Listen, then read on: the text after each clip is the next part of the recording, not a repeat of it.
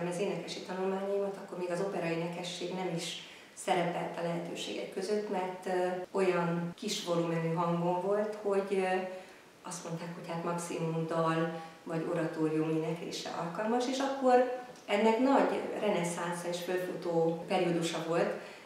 Verebics Ibolya kolléganőm volt az, aki egy egész estés dalestel meg tudta tölteni a 80-as évek vagy 90-es években a Zeneakadémiát, és ő, mint dal és oratórium énekesnő, nemzetközi karriert is befutott, és egy-egy szerepet énekelt az Operaházban.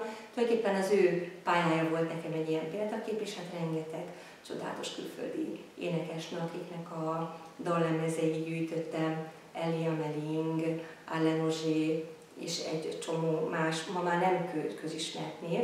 Legnagyobb szerelmem az Kathleen Ferrier volt, ezt még a nagyapámtól örököltem, a vonzódást és a bakerit lemezeket is.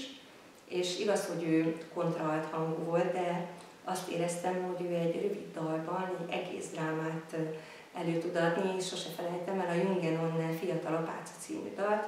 Volt olyan nap, hogy én 50-szer meghallgattam, mert közben a fejemben egy film forgott arról a drámáról, amit a Schubert tulajdonképpen 3 percben megírt, és Kathleen Ferrier olyan zseniálisan és utánozhatatlanul elénekelte, hogy az ember nem tudta magát kivonni a hatásából.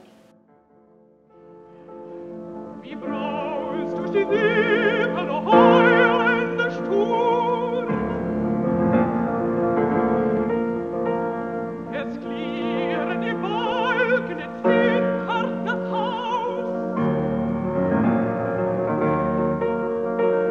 Es rollen im Donner, es leuchtet der Blitz. Und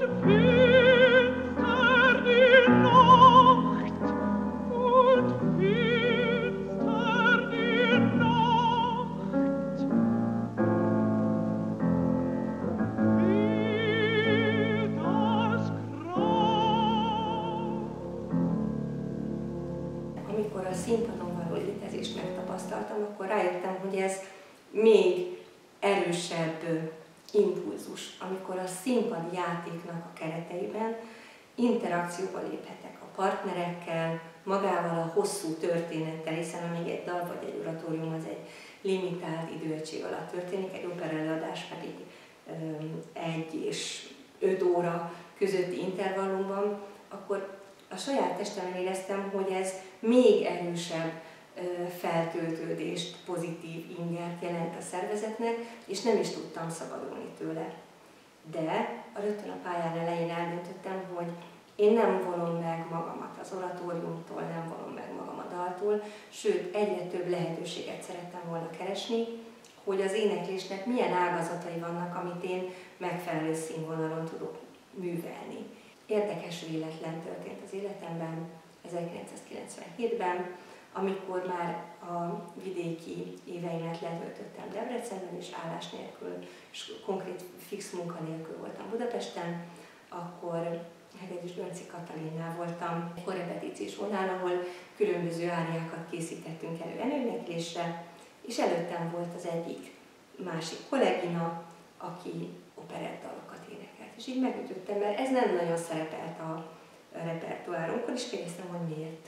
És akkor azt mondja, hogy hát holnap előéneklés van az Operett Színházban, és hát mindenképpen meg szeretném próbálni, mert szeretnék valami fix dolgot, és én mint egy ilyen félcse lecsaptam az információra, hogy holnap operett, úgy, hogy én soha életemben nem énekeltem egyetlen egy operett számot sem, és fölhívtam a Avar Zsuzsa nénitől ismert Acél Andrást, aki akkoriban az Operett Színházban, azt hiszem művészeti titkár volt, hogy te Andris segíts nekem, én mindenképpen szeretnék bejutni, elénekelni. Szükségem is van rá, mert konkrét munkanélkül vagyok, és hát itt húzta a száját, na jó, akkor valamit tanulj meg.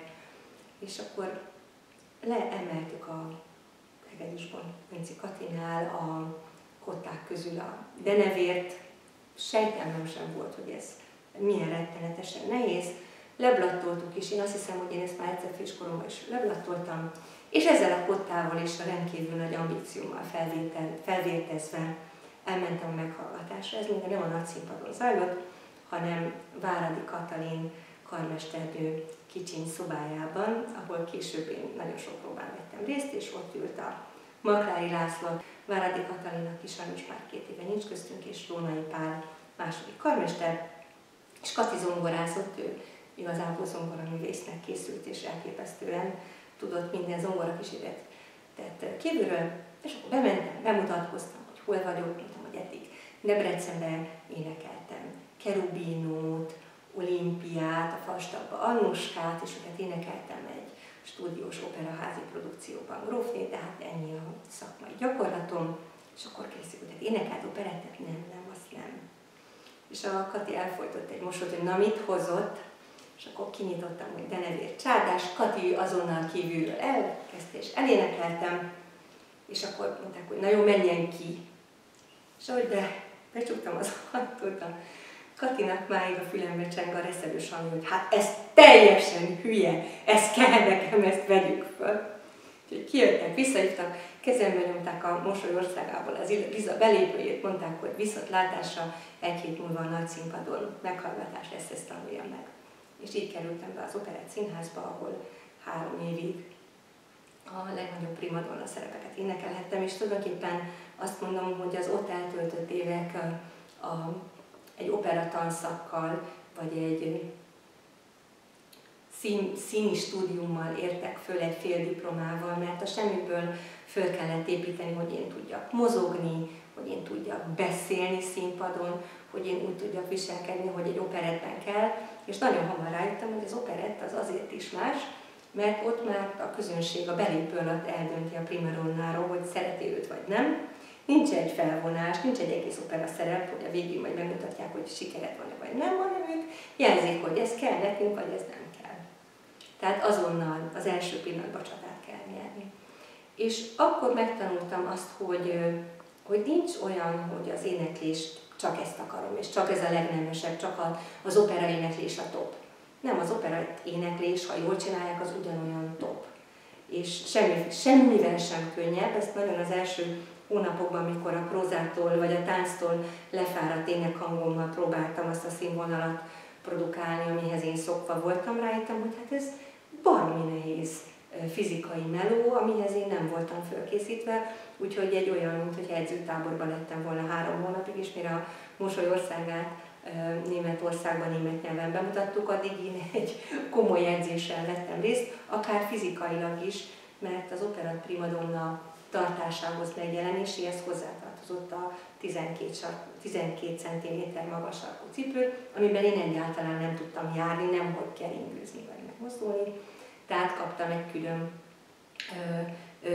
mozgáskorrepetíciót, hogy kell viselkedni a színpadon. És később is, amikor lehetőségem volt rá, egyáltalán nem zárkóztam el, hogy egy jazz standardet vagy egy Gershwin dalt elénekeljek egy kis partival. Nem azt mondom, hogy én voltam a legügyesebb, főleg ritmikailag vagy improvizációban, de egyre ügyesedtem. Tehát azt gondolom, hogy nem lehet elzárkózni valami elől, amit az ember nem is tud, hogy micsoda.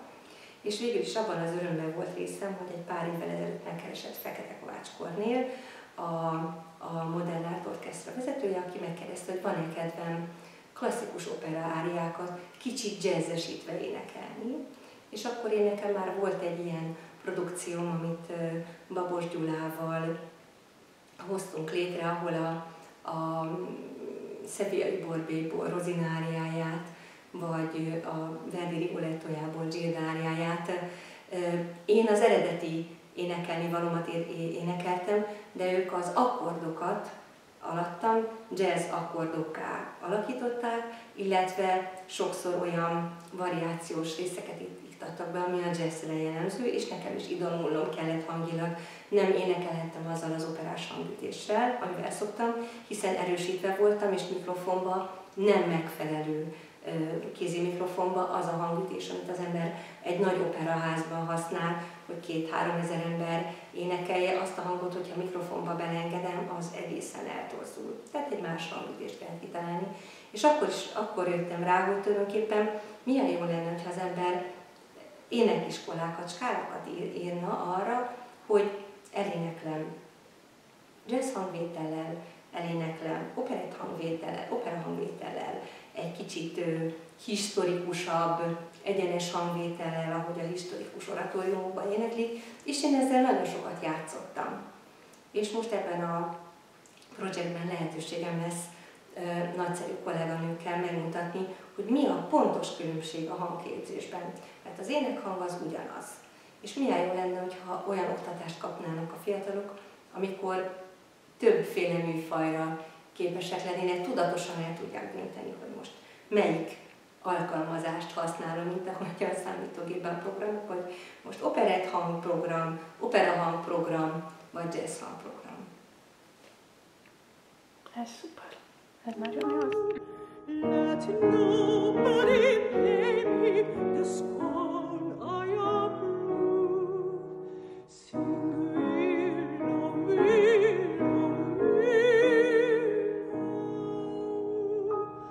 I called my love false love, but was it in